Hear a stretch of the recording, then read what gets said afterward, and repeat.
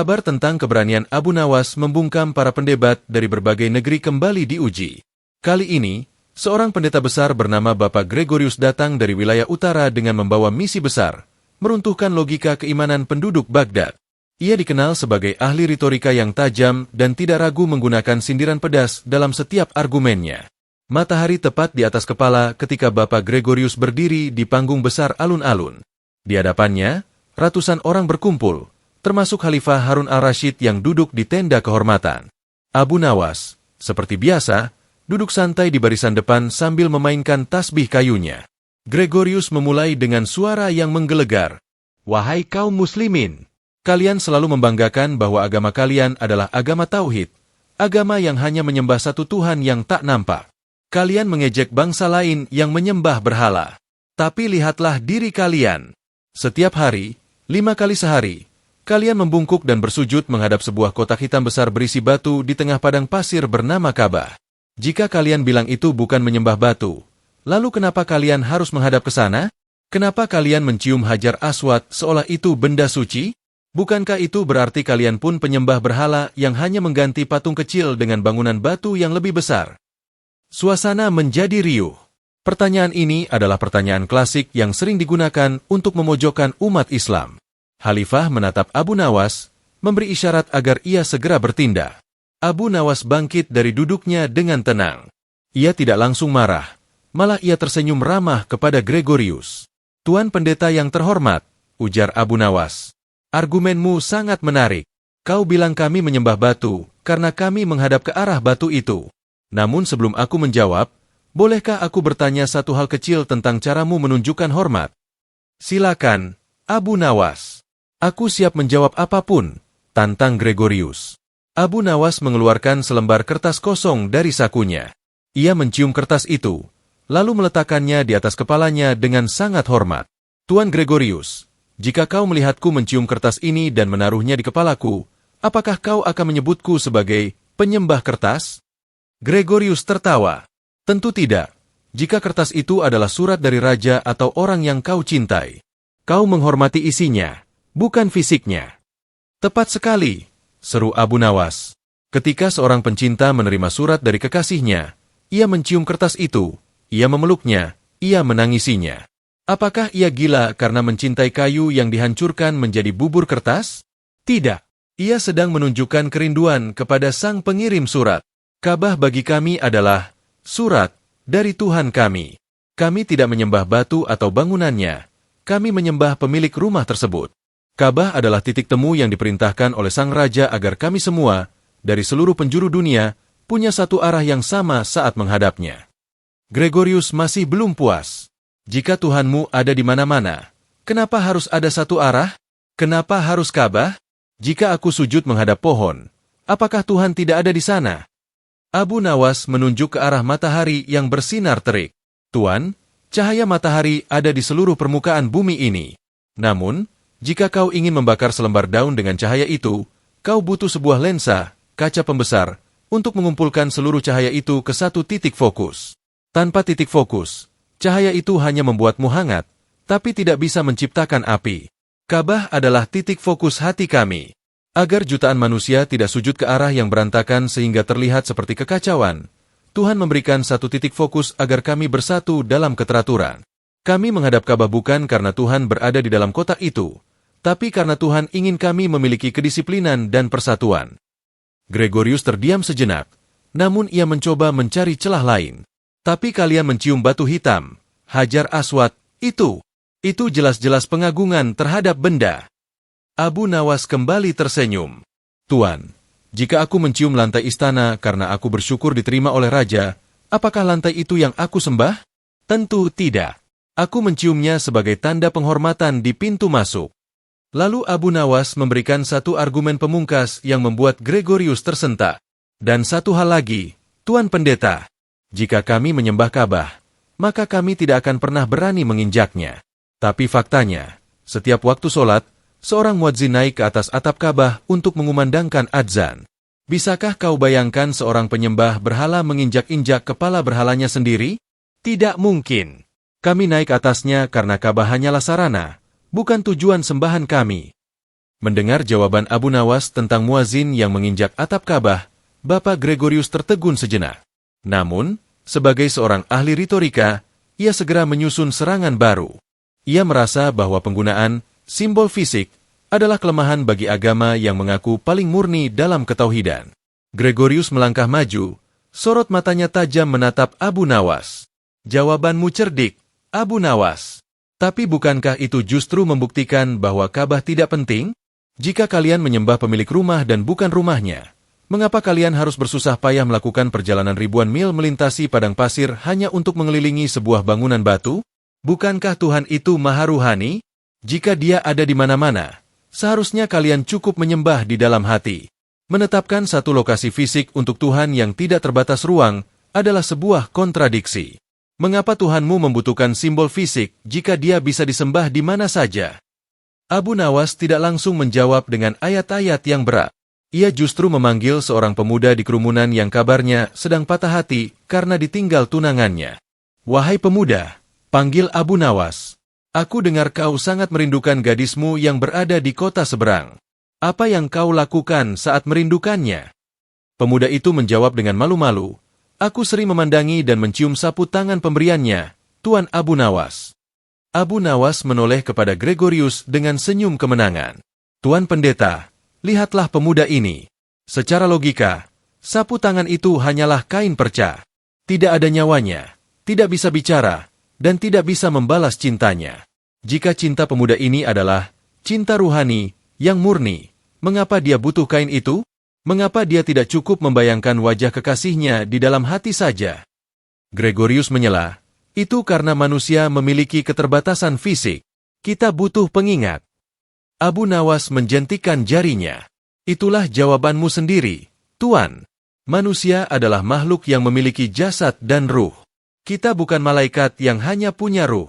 Karena kita punya jasad, kita butuh tanda fisik untuk memfokuskan perasaan ruhani kita. Ka'bah bukanlah tempat tinggal Tuhan, melainkan alamat agar jasad kita tahu kemana harus menghadap. Sementara ruh kita terbang melampaui bangunan itu menuju Sang Pencipta. Tanpa alamat, sebuah surat tidak akan sampai. Tanpa arah, sebuah barisan akan bubar. Tuhan tidak butuh Ka'bah, tapi manusialah yang butuh Ka'bah sebagai jangkar agar hati mereka tidak terombang-ambing oleh kebingungan arah. Abu Nawas melanjutkan penjelasannya dengan sebuah perumpamaan yang lebih dalam. Bayangkan seorang rakyat yang sangat mencintai rajanya. Raja itu ada di dalam istana yang tertutup. Rakyat itu datang ke gerbang istana. Ia mencium pintu gerbangnya. Ia berdiri dengan hormat menghadap tembok istana. Apakah dia gila karena mencintai tembok dan batu? Tidak. Dia menghadap tembok itu karena dia tahu di balik tembok itulah sang raja berada. Jika dia membelakangi istana, dia dianggap tidak sopan. Begitulah kami terhadap Ka'bah. Kami menghadap ke sana karena itulah gerbang yang ditentukan sang Raja Langit bagi kami untuk mengetuk pintu rahmatnya. Gregorius terpojok oleh logika, sapu tangan, dan istana tersebut. Namun, ia kembali melontarkan satu poin yang menurutnya adalah puncak keanehan dalam Islam. Baik, aku terima soal arah. Tapi bagaimana dengan Hajar Aswad? Kalian mencium batu itu dan kalian percaya batu itu bisa memberikan syafaat atau menghapus dosa. Bukankah itu kekuatan gaib yang kalian atributkan pada sebuah benda mati? Jika batu itu pecah, apakah hilang juga kekuatan Tuhanmu? Bagaimana mungkin kalian menggantungkan harapan pada sebongkah batu hitam yang bahkan tidak bisa mengusir lalat dari permukaannya? Tantangan Bapak Gregorius tentang Hajar Aswad membuat suasana alun-alun semakin tegang. Banyak orang mulai bertanya-tanya, bagaimana mungkin sebuah agama yang melarang penyembahan patung justru memiliki tradisi mencium sebuah batu? Gregorius menyilangkan tangannya. Senyumnya menyeratkan keyakinan bahwa kali ini Abu Nawas tidak akan bisa berkelit. Ayo, Abu Nawas, jawablah dengan jujur.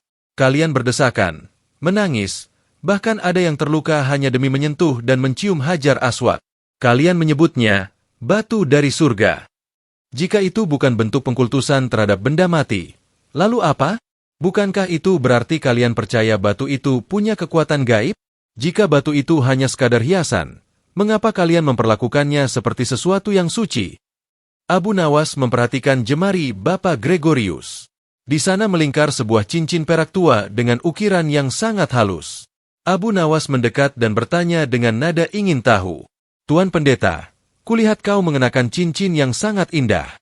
Bolehkah aku bertanya, apakah cincin itu hanya sekadar hiasan atau punya arti bagimu?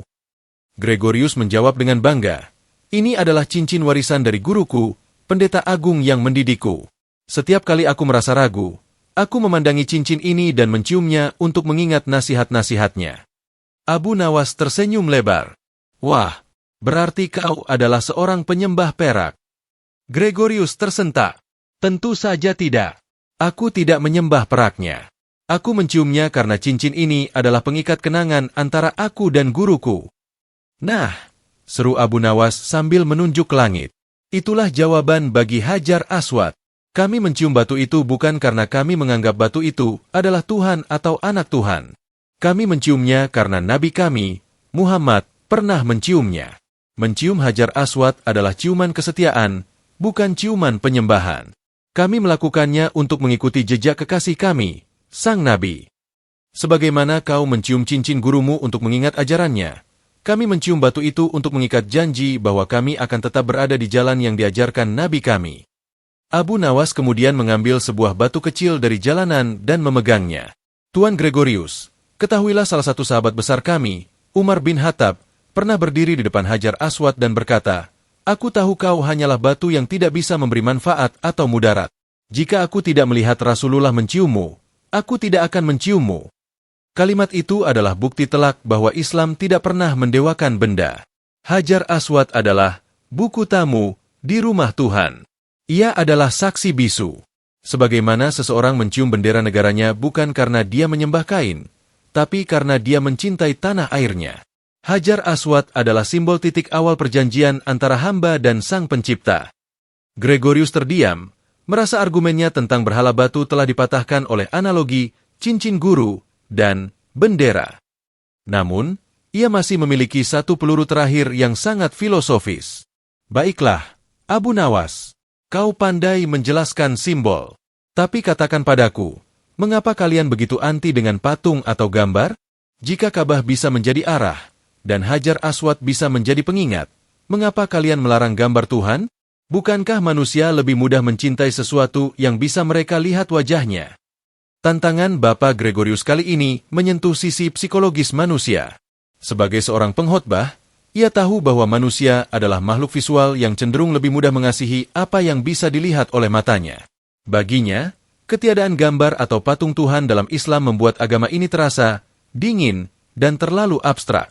Gregorius menatap jamaah di alun-alun, lalu kembali ke Abu Nawas dengan nada provokatif. Abu Nawas, kau bicara tentang Ka'bah sebagai alamat dan Hajar Aswad sebagai kenangan. Namun, bukankah hati manusia merindukan wajah? Kami memiliki ikon, lukisan, dan patung untuk membantu jiwa kami membayangkan keagungan Tuhan. Mengapa kalian begitu keras melarang penggambaran Tuhan? Apakah kalian takut pada seni? Ataukah Tuhanmu begitu jauh sehingga tidak bisa dibayangkan? Bukankah lebih mudah mencintai Sang Pencipta jika kita bisa menatap wajahnya dalam sebuah karya seni yang indah? Abu Nawas terdiam sejenak, lalu ia memanggil seorang pelukis jalanan yang kebetulan lewat membawa kanvas dan kuasnya. Tuan Gregorius, kata Abu Nawas, kau ingin bicara tentang seni? Mari kita uji kehebatan seni manusia. Tolong, mintalah pelukis ini untuk melukiskan rasa kenyang di atas kanvasnya. Gregorius mengerutkan kening. Apa maksudmu? Dia bisa melukis orang yang sedang makan dengan wajah puas. Bukan, potong Abu Nawas. Itu adalah lukisan orang makan. Aku ingin dia melukis hakikat rasa kenyang itu sendiri. Bisakah dia melukiskan bagaimana rasa puas itu mengalir di perut dan menenangkan jiwa tanpa menggambar orang atau makanan? Gregorius menjawab, tentu saja tidak bisa. Itu adalah perasaan, bukan benda fisik. Abu Nawas tersenyum cerah, seolah baru saja mendapatkan jawaban yang ia cari. Itulah jawaban pertamaku, Tuan. Jika untuk melukis, rasa kenyang, yang diciptakan Tuhan saja manusia sudah gagal, bagaimana mungkin manusia bisa melukis Sang Pencipta rasa itu? Alasan kami melarang gambar atau patung Tuhan bukan karena kami benci seni, tapi karena kami sangat menghormati keagungan Tuhan. Bagi kami, melukis Tuhan adalah sebuah penghinaan. Mengapa? Karena setiap lukisan memiliki bingkai, batas. Setiap patung memiliki ukuran, tinggi dan lebar. Jika kau melukis Tuhan, kau secara tidak sengaja mengatakan, Tuhan hanya sebesar kanvas ini, wajahnya hanya seperti ini, dan dia tidak lebih dari ini. Kami tidak ingin memenjarakan Tuhan yang maha tak terbatas ke dalam imajinasi manusia yang sangat terbatas. Abu Nawas kemudian mengambil sebuah cermin kecil dan mengarahkannya ke kerumunan, lalu ke langit, lalu ke pepohonan. Tuan Gregorius, kau bilang manusia butuh gambar untuk mencintai Tuhan. Kami tidak butuh lukisan di dinding, karena bagi kami, seluruh alam semesta ini adalah galeri seni Tuhan. Mengapa aku harus memuja sebuah patung buatan manusia yang diam, sementara aku bisa melihat keagungan Tuhan pada gunung yang menjulang, samudera yang dalam, dan kerumitan urat di daun? Jika kau mencari wajah Tuhan, lihatlah pada keadilan, lihatlah pada cinta ibu kepada anaknya, lihatlah pada keteraturan bintang. Itulah lukisan Tuhan yang jauh lebih nyata daripada cat warna di atas kain. Gregorius merasa argumennya tentang estetika visual mulai luntur. Ia menyadari bahwa dengan tidak menggambarkan Tuhan, Islam justru menjaga kemurnian konsep Tuhan yang tidak bisa diserupakan dengan apapun. Namun, ia masih punya satu keraguan terakhir. Baiklah, Abu Nawas, kau benar bahwa Tuhan tak terbatas. Tapi jika dia tidak bisa dilihat, tidak bisa digambar, dan tidak punya bentuk, bagaimana kita bisa tahu dia peduli pada kita? Kenapa dia tidak bicara langsung kepada setiap orang? Mengapa dia harus mengirim nabi dan kitab yang bisa saja dipalsukan atau salah tafsir oleh manusia? Suasana di alun-alun Baghdad mencapai puncaknya. Bapak Gregorius berdiri dengan penuh keyakinan, merasa telah mengajukan pertanyaan yang paling menjerat. Jika Tuhan itu nyata, mengapa dia bersembunyi di balik perantara nabi? Mengapa dia tidak bicara langsung kepada setiap telinga manusia, agar tidak ada lagi keraguan? Gregorius menatap Abu Nawas dengan tatapan menantang. Suaranya merendah namun tajam. Abu Nawas, kau bilang Tuhan tidak terbatas. Jika dia maha kuasa, tentu sangat mudah baginya untuk berbisik langsung ke dalam hati setiap manusia di bumi ini secara serentak. Dengan begitu, tidak akan ada perdebatan, tidak ada perang agama, dan tidak ada keraguan. Mengapa dia memilih jalan yang berisiko dengan mengirimkan manusia, nabi, yang bisa ditolak, dan kitab yang bisa disalahpahami? Bukankah komunikasi langsung adalah bukti keadilan yang paling nyata? Abu Nawas tidak langsung menjawab. Ia menoleh ke arah langit yang cerah, lalu meminta seorang pengawal untuk membawakan sebuah cermin besar dan selembar kertas kering. Tuan Gregorius, panggil Abu Nawas. Lihatlah matahari di atas kita. Dia adalah sumber cahaya bagi bumi ini. Bisakah kau meminta matahari itu untuk turun ke sini, berdiri tepat di depan wajahmu, agar kau bisa melihat wajah aslinya dengan jelas tanpa penghalang? Gregorius mendengus. Tentu tidak bisa. Jika matahari turun ke bumi, seluruh kota ini akan terbakar menjadi abu sebelum ia sampai di tanah. Tepat, seru Abu Nawas. Matahari adalah makhluk yang diciptakan Tuhan. Jika makhluknya saja begitu dahsyat sehingga kehadirannya yang langsung akan membinasakanmu, bagaimana dengan Sang Pencipta matahari? Tuhan tidak bicara langsung kepada setiap manusia, karena kapasitas jasad dan jiwa manusia tidak akan sanggup menanggung keagungan suaranya. Allah mengirimkan Nabi sebagai kaca pelindung atau penerjemah. Nabi adalah manusia yang jiwanya telah diperkuat untuk menerima tegangan tinggi, wahyu, lalu mengubahnya menjadi bahasa yang bisa dipahami oleh telinga kita yang lemah. Abu Nawas kemudian meletakkan kertas kering tadi di bawah pantulan cahaya matahari yang difokuskan oleh cermin. Perlahan, kertas itu mulai berasap dan terbakar. Tuan, jika Tuhan bicara langsung kepada semua orang tanpa celah keraguan, maka dunia ini bukan lagi tempat ujian. Iman adalah tentang percaya pada yang gaib, berdasarkan bukti akal dan hati. Jika Tuhan menampakkan dirinya dengan suara yang menggelegar kepada setiap orang, maka semua orang akan patuh karena takut, bukan karena cinta. Tuhan ingin kita mencarinya lewat tanda-tanda, lewat kerinduan, dan lewat akal yang jernih. Dia mengirim nabi bukan untuk memaksa, tapi untuk membimbing mereka yang benar-benar ingin menemukan jalan pulang. Abu Nawas mendekat ke arah Gregorius, suaranya melembut namun sangat berwibawa. Mengenai kitab yang bisa salah tafsir. Tuan, jika seorang guru matematika memberikan buku pelajaran kepada muridnya, apakah sang guru bersalah jika ada murid yang malas dan salah menghitung? Tentu tidak. Tuhan memberikan kitab dan akal. Kitab sebagai kompas, akal sebagai nahoda. Jika manusia memilih untuk menyesatkan diri dengan memelintir ayat, itu adalah kesalahan manusia, bukan kesalahan sang pengirim kitab. Justru disitulah letak keadilannya. Dia membiarkan manusia memilih untuk menjadi jujur atau menjadi penipu. Bapak Gregorius terdiam. Ia menundukkan kepalanya, memandangi bayangannya sendiri di tanah. Seluruh argumennya, mulai dari penyembahan batu, simbol fisik, hingga keraguan pada nabi, telah dijawab oleh Abu Nawas dengan logika yang tidak hanya menyerang otak, tapi juga menyentuh fitrah kemanusiaan. Gregorius perlahan menutup kitab yang dibawanya. Ia melangkah mendekati Abu Nawas dan mengulurkan tangannya. Abu Nawas, ucap Gregorius dengan tulus. Aku datang ke sini untuk mencari celah dalam keyakinanmu, namun aku justru menemukan cermin bagi kesombonganku sendiri. Kau benar, Tuhan tidak butuh dibela, tapi manusialah yang butuh diingatkan tentang keterbatasannya. Khalifah Harun al-Rashid tersenyum puas dari kursinya.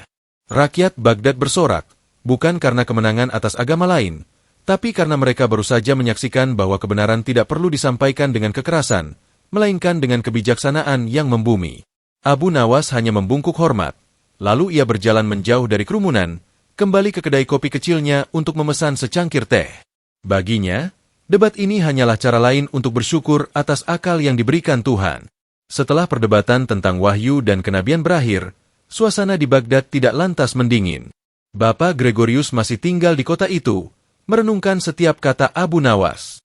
Namun, ada satu hal yang masih sangat mengganjal di hatinya saat ia melihat rombongan jamaah haji yang sedang bersiap berangkat.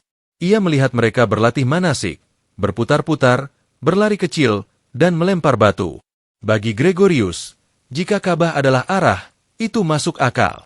Tapi gerakan-gerakan lainnya, itu tampak seperti sebuah kegilaan massal yang tak logis. Keesokan harinya, Gregorius mendatangi Abu Nawas yang sedang duduk di bawah pohon kurma.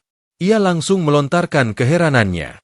Abu Nawas, aku bisa menerima alasanmu tentang Ka'bah sebagai pusat fokus. Tapi jelaskan padaku satu hal. Mengapa Tuhanmu memerintahkan ritual yang tampak sangat aneh dan kekanak-kanakan? Kalian berputar 7 kali mengelilingi kotak batu, tawaf. Kalian berlari-lari kecil di antara 2 bukit tanpa tujuan yang jelas, sa'i. Dan yang paling aneh, kalian melempari sebuah tugu batu dengan kerikil seolah-olah batu itu adalah musuh, jamarat. Bukankah ini perilaku orang yang kehilangan akal? Jika Tuhan itu maha bijaksana, mengapa Dia memerintahkan tarian yang tidak memiliki fungsi praktis bagi peradaban?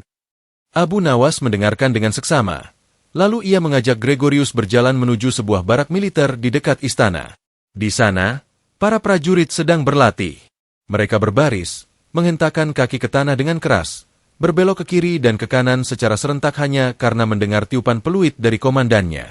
Tuan Gregorius, bisik Abu Nawas, lihatlah para prajurit itu. Apa gunanya mereka menghentakkan kaki ke tanah sekeras itu? Apakah tanah itu musuh mereka?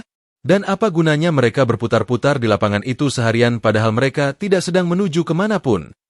Gregorius menjawab, itu adalah latihan disiplin, Abu Nawas. Itu untuk menguji kepatuhan mereka kepada komandan. Tanpa disiplin gerakan yang seragam, pasukan itu akan hancur saat perang. Abu Nawas tersenyum, lalu ia mengajak Gregorius duduk kembali. Itulah inti dari ritual yang kau sebut aneh, Tuan. Ibadah dalam Islam bukan hanya soal logika manfaat, tapi soal ujian ketaatan. Tuhan ingin melihat, apakah manusia hanya mau menyembahnya jika perintahnya masuk akal bagi otak mereka yang kecil, ataukah mereka mau menyembah karena mereka adalah hamba yang patuh? Jika semua perintah Tuhan hanya yang masuk akal saja, seperti berbuat baik atau jujur, maka kita tidak sedang menyembah Tuhan, kita sedang menyembah logika kita sendiri. Abu Nawas kemudian mengambil selembar daun dan memutarkannya di udara. Mengenai tawaf, berputar mengelilingi Ka'bah. Lihatlah alam semesta ini, Gregorius. Elektron berputar mengelilingi inti atom. Bulan berputar mengelilingi bumi. Bumi berputar mengelilingi matahari. Seluruh galaksi berputar pada porosnya. Ketika kami bertawaf, kami sedang menyelaraskan diri dengan irama alam semesta. Kami sedang menyatakan bahwa hidup kami berputar pada satu poros, yaitu Sang Pencipta. Kami bukan orang gila. Kami adalah bagian dari tarian agung jagat raya yang tunduk pada hukumnya. Lalu bagaimana dengan melempar batu ke tugu? Tanya Gregorius masih penasaran. Tuan, Jawab Abu Nawas lembut. Batu yang kami lempar itu bukan untuk menyakiti batu yang berdiri diam. Itu adalah simbolisme perlawanan. Kami sedang berlatih untuk melempari setan yang ada di dalam diri kami sendiri.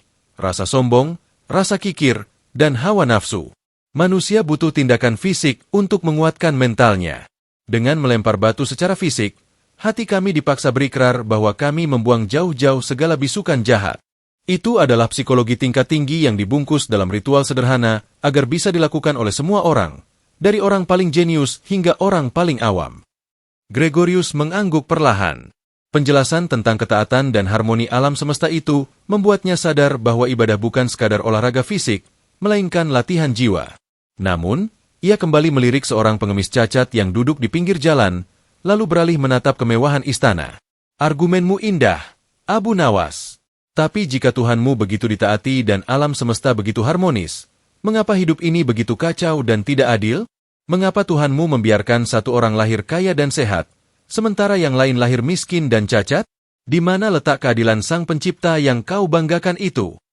Pertanyaan Bapak Gregorius tentang ketimpangan nasib adalah lubang hitam, filsafat yang telah membuat banyak orang kehilangan iman. Ia menunjuk seorang pengemis buta yang gemetar kedinginan di dekat gerbang istana. Sementara di saat yang sama, putra seorang bangsawan lewat dengan kuda berhias emas dan pelayan yang memayunginya. Gregorius menatap tajam ke arah Abu Nawas. Suaranya penuh dengan nada protes yang mewakili jutaan manusia yang merasa tertindas oleh nasib. Abu Nawas, lihatlah pemandangan di depan kita ini. Jika Tuhanmu maha adil, mengapa Dia menciptakan ketimpangan yang begitu mengerikan? Ada anak yang lahir di istana, belum bekerja sudah kaya raya. Ada anak yang lahir di jalanan, jujur dan taat tapi kelaparan sampai mati. Di mana letak keadilan jika kartu nasib dibagikan secara acak seperti ini? Apakah Tuhanmu sedang bermain-main dengan nyawa manusia, ataukah Dia memang tidak peduli? Abu Nawas menarik napas panjang. Ia tidak langsung menjawab dengan ceramah. Ia mengajak Gregorius masuk ke sebuah bengkel penjahit di pasar yang sedang membuat jubah kebesaran untuk sang khalifah. Di sana, mereka melihat sang penjahit memotong-motong kain sutra yang sangat mahal. Kain itu dipotong miring, digunting berlubang, dan disatukan kembali dengan jarum yang tajam. Tuan Gregorius, ujar Abu Nawas, lihatlah kain sutra itu. Jika kain itu bisa bicara, ia pasti akan berteriak, "Wahai penjahit jahat, mengapa kau memotongku? Mengapa kau melubangiku dengan jarum? Mengapa kau tidak membiarkanku utuh dan indah seperti semula?" Lalu, apa jawaban sang penjahit? Tanya Gregorius. Sang penjahit akan menjawab, sahut Abu Nawas, "Diamlah, aku memotongmu bukan untuk merusakmu, tapi untuk menjadikanku jubah yang indah. Jika aku tidak memotongmu, kau hanyalah lembaran kain yang tak berguna. Tapi setelah kupotong dan kujahit, kau akan menjadi pakaian kebanggaan raja." Abu Nawas kemudian mengajak Gregorius duduk di sebuah kedai. Ia mengambil sebuah sendok kecil dan sebuah ember besar. Keadilan Tuhan, Tuan Gregorius, seringkali disalahpahami sebagai kesamaan. Padahal, keadilan adalah meletakkan sesuatu pada tempatnya yang tepat. Bayangkan jika seorang guru memberikan nilai 80 kepada semua muridnya, baik yang belajar siang malam maupun yang bolos sekolah. Apakah itu adil? Tentu tidak. Itu namanya sama rata, tapi sangat tidak adil. Dunia ini adalah ruang ujian, bukan tempat pembalasan. Tuhan memberikan soal yang berbeda kepada setiap murid. Si kaya diuji dengan hartanya, apakah dia peduli? Dan si miskin diuji dengan kesabarannya, apakah dia tetap jujur? Abu Nawas mengambil beberapa kepingan batu kecil di tanah dan menyusunnya. Lihatlah hidup ini seperti sebuah gambar besar yang sangat luas. Kita manusia hanya bisa melihat satu kepingan kecil saja. Kita melihat kemiskinan dan kita bilang, ini buruk. Kita melihat kekayaan dan kita bilang, ini baik. Padahal, mungkin saja kekayaan itu yang membawa pemiliknya ke neraka karena kesombongan, dan kemiskinan itulah yang membawa sang pengemis ke surga karena kerendah hatiannya. Jika semua orang jadi raja, siapa yang akan menanam gandum? Jika semua orang jadi petani, siapa yang akan memimpin negara? Ketidaksamaan adalah cara Tuhan membuat manusia saling membutuhkan satu sama lain. Gregorius mulai merenung. Logika tentang penjahit dan ujian yang berbeda masuk ke dalam akal sehatnya. Namun, Hatinya masih memberontak saat memikirkan penderitaan yang sangat berat. Aku mengerti tentang ujian, Abu Nawas. Tapi bagaimana dengan orang-orang yang menderita seumur hidup dan mati dalam kemiskinan tanpa pernah merasakan keadilan di dunia ini? Jika Tuhan Maha Adil, kapan kompensasi bagi mereka diberikan? Dan jika ada kompensasi, mengapa harus ada ancaman siksaan yang mengerikan bagi mereka yang gagal? Matahari mulai terbenam di ufuk barat Baghdad, memancarkan warna jingga yang tenang. Bapak Gregorius dan Abu Nawas berjalan di sepanjang tepian sungai Tigris. Namun, ketenangan alam itu kontras dengan pertanyaan besar yang baru saja dilemparkan Gregorius. Bagaimana mungkin konsep Tuhan Maha Pengasih selaras dengan eksistensi neraka yang menyiksa? Gregorius berhenti melangkah dan menatap air sungai yang mengalir tenang. Abu Nawas, kau bicara tentang Tuhan yang mencintai hambanya lebih dari seorang ibu mencintai bayinya. Namun, di dalam kitabmu, digambarkan neraka dengan api yang membakar kulit secara berulang-ulang. Jika Dia Maha Pengasih, bukankah seharusnya Dia memaafkan saja semua kesalahan manusia? Mengapa harus ada tempat penyiksaan abadi? Apakah Tuhan membutuhkan rasa sakit hambanya untuk menunjukkan kekuasaannya? Bagiku, keberadaan neraka justru mencederai sifat kasih sayangnya. Abu Nawas terdiam sejenak, lalu ia menunjuk ke arah gedung pengadilan di kejauhan. Tuan Gregorius, bayangkan jika di Baghdad ini ada seorang hakim yang sangat terkenal karena kebaikannya. Dia memaafkan semua orang. Pembunuh dibebaskan karena sang hakim, kasihan. Perampok dilepaskan karena sang hakim, Maha Pengampun. Pemerkosa dibiarkan pergi karena sang hakim, penuh cinta. Abu Nawas menatap Gregorius. Apakah penduduk Baghdad akan memuji hakim itu sebagai orang yang penuh kasih? Ataukah mereka akan menganggapnya sebagai orang gila yang menghancurkan tatanan kota? Tentu saja dia bukan hakim yang baik, jawab Gregorius tegas. Dia justru menzalimi para korban yang menuntut keadilan. Abu Nawas mengangguk. Ia mulai menjelaskan sisi lain dari koin kasih sayang. Itulah rahasianya, Tuan. Kasih sayang tanpa keadilan adalah kelemahan, dan keadilan tanpa kasih sayang adalah kekejaman. Tuhan menciptakan neraka bukan karena Dia butuh menyiksa manusia, tapi untuk menghargai pilihan manusia. Jika Tuhan menyamakan tempat bagi Fir'aun yang menyembelih bayi dengan tempat bagi ibu yang mengorbankan nyawa demi anaknya, maka Tuhan telah melakukan penghinaan terbesar terhadap kebaikan. Neraka adalah jaminan bahwa tidak ada satu tetes air mata orang tertindas yang akan terbuang sia-sia. Abu Nawas mengambil sebuah ranting dan menggores tanah. Ketahuilah Gregorius, Tuhan tidak melempar manusia ke neraka. Manusia sendirilah yang berlari menuju ke sana. Bayangkan seorang dokter, Tuhan, yang memberikan resep obat dan larangan makan, aturan agama, agar pasiennya sembuh. Tapi si pasien sengaja meminum racun dan melompat ke jurang. Apakah kau akan menyalahkan sang dokter atas kematian pasien itu? Tidak. Neraka adalah konsekuensi logis dari penolakan terhadap cahaya. Jika seseorang sepanjang hidupnya memilih kegelapan, benci pada kebenaran, dan senang pada kezaliman, maka secara ruhani dia telah membentuk dirinya menjadi penduduk api. Dia merasa tidak nyaman berada di dekat kesucian surga. Gregorius menghela napas panjang.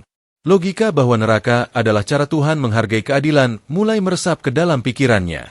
Ia menyadari bahwa tanpa hukuman, moralitas hanyalah saran, bukan kewajiban. Namun, pengembaraan intelektual Gregorius belum berakhir. Ia teringat akan ritual doa yang dilakukan umat Islam berkali-kali sehari. Aku mengerti tentang keadilan dan konsekuensi, Abu Nawas. Tapi jika memang takdir setiap orang sudah tertulis di Lauhul Mahfuz, buku takdir, dan Tuhan sudah tahu siapa yang masuk surga atau neraka, lalu apa gunanya doa? Kenapa kita harus memohon-mohon jika skenario dunia ini sudah selesai ditulis sebelum kita lahir? Apakah doa kita bisa mengubah keputusan Tuhan? Ataukah doa itu hanya sandiwara belaka? Malam telah jatuh di Baghdad. Suara muazin mengalun indah mengudarakan panggilan maghrib. Di sebuah pelataran masjid, Bapak Gregorius memperhatikan orang-orang yang berbondong-bondong masuk untuk bersujud. Wajah mereka tampak penuh harap, seolah-olah mereka sedang meminta sesuatu yang sangat besar. Gregorius menoleh ke arah Abu Nawas yang sedang merapikan sorbannya. Gregorius mendekati Abu Nawas dengan kening berkerut, sebuah pertanyaan lama yang menghantui para pemikir kembali terlontar. Abu Nawas, kalian percaya pada takdir. Kalian percaya bahwa setiap daun yang jatuh sudah tertulis di kitab Tuhan sebelum dunia diciptakan. Jika memang masa depanku, rezekiku, bahkan akhir hayatku sudah dikunci oleh pena Tuhan yang telah kering, apa gunanya aku berdoa? Jika Tuhan sudah memutuskan aku akan sakit, apakah doa bisa membuatnya berubah pikiran? Jika doa bisa mengubah keputusan Tuhan, berarti Tuhan tidak konsisten. Tapi jika doa tidak bisa mengubah apapun, berarti doa hanyalah kegiatan sia-sia untuk menghibur diri sendiri. Jelaskan padaku, di mana posisi doa dalam skenario takdir yang kaku itu? Abu Nawas tidak langsung menjawab. Ia mengambil sebuah kendi berisi air dan memberikannya kepada Gregorius. Tuan, sebelum ku jawab, minumlah. Kau tampak lelah setelah perdebatan panjang kita. Gregorius meminum air itu dengan lahap. Terima kasih. Aku memang haus sekali. Tuan, kata Abu Nawas sambil tersenyum tipis. Kenapa kau minum? Bukankah Tuhan sudah tahu apakah kau akan mati karena haus atau tetap hidup? Jika takdirmu adalah mati kehausan, air itu tidak akan menolongmu. Jika takdirmu adalah tetap segar, kau tidak perlu minum pun kau akan selamat. Jadi, kenapa kau repot-repot mengangkat kendi itu ke mulutmu? Gregorius tertegun. Tentu saja aku minum karena itu adalah sebab untuk menghilangkan haus. Tuhan menciptakan air sebagai sarana. Abu Nawas menepuk bahu Gregorius dengan lembut. Begitulah doa, Tuan Gregorius. Kau menganggap takdir adalah hasil akhir saja. Padahal takdir juga mencakup sebab. Mungkin saja Tuhan menulis di kitabnya, si A akan mendapatkan kesembuhan karena dia berdoa. Jika si A tidak berdoa, maka kesembuhan itu tidak datang. Karena doanya adalah kunci yang sudah ditentukan untuk membuka pintu rahmat tersebut. Doa bukan cara kita mendikte Tuhan atau mengubah rencananya. Doa adalah cara kita menjemput apa yang telah disediakannya. Tuhan tidak terkejut dengan doa kita. Dia justru yang menggerakkan hati kita untuk berdoa karena dia ingin memberikan sesuatu kepada kita. Abu Nawas kemudian mengajak Gregorius melihat seorang pelaut yang sedang menarik kapalnya ke dermaga menggunakan tali. Lihatlah pelaut itu, Tuan. Ketika dia menarik tali, apakah dia sedang menarik dermaga yang besar itu menuju kapalnya? Ataukah dia sedang menarik dirinya sendiri agar semakin dekat ke dermaga? Tentu dia menarik dirinya ke arah dermaga, jawab Gregorius. Itulah hakikat doa, sahut Abu Nawas. Dermaga itu adalah kehendak Tuhan yang kokoh tak tergoyahkan. Doa adalah tali yang kita lempar. Dengan berdoa, kita tidak sedang menarik Tuhan agar mengikuti kemauan kita. Kita sedang menarik diri kita sendiri agar semakin dekat dan selaras dengan kehendaknya. Orang yang berdoa bukan sedang mengubah Tuhan, tapi sedang mengubah dirinya sendiri dari orang yang sombong menjadi hamba yang butuh. Gregorius terdiam lama.